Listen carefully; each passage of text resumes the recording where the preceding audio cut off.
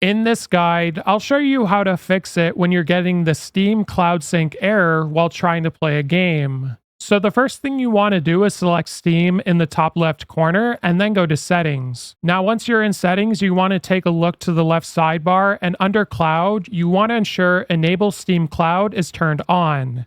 And once you've done that, you can go ahead and close this out.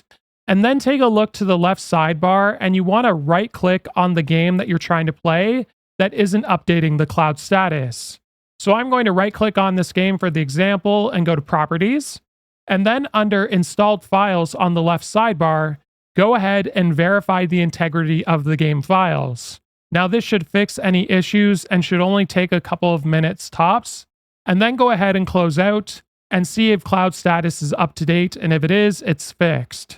Now if it doesn't show this, what you want to do now is go to Steam in the top left corner again and go to Settings. Then on the left sidebar, select Storage, and you want to select the three dots over here in the top right, and you want to go to Repair Library and let this finish. Then you can close out, and you want to see if cloud status is up to date, and if it is, the issue's fixed.